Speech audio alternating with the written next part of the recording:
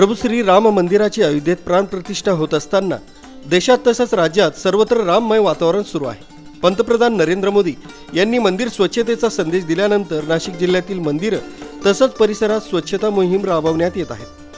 नाशिकच्या मालेगाव तालुक्यातील अस्तानी गावातील भाजप कार्यकर्ते, नागरिक तसंच विद्यार्थ्यांनी स्वयंस्फूर्तीने स्वच्छता मोहिमेत भाग घेत गावाची वेस तसंच 150 वर्ष जुने असलेल्या श्रीराम मंदिर परिसरात स्वच्छता मोहीम राबवण्यात आली।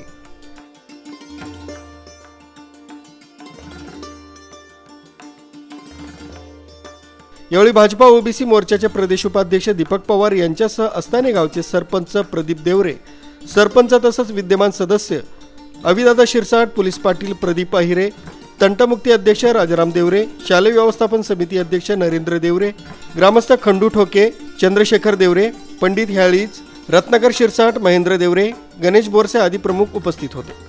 प्रभू श्री रामाचा जयघोष तसंच स्वच्छतेचा संदेश देत अस्तानी गावच्या नागरिकांनी यावेळी संपूर्ण गाव परिसर स्वच्छ केला। जय जय श्रीराम, जय जय श्रीराम, जय जय श्रीराम, प्रभू रामचंद्र भगवान की जय। जय श्रीराम, जय श्रीराम, जय श्रीराम, जय श्रीराम।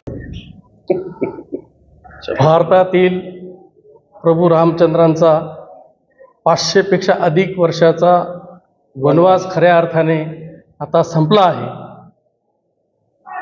नरेंद्र मोदीजींच्या मार्गदर्शनाने, नरेंद्र मोदीजींच्या इच्छाशक्तीमुळे 500 वर्षापासून असलेला पेंडिंग विषय हा राम मंदिराचा अयोध्येमध्ये तो मार्गी लागलेला आहे आणि तिथे 22 जानेवारीला राम मंदिर मूर्ती रामाची प्राणप्रतिष्ठा होणार आहे।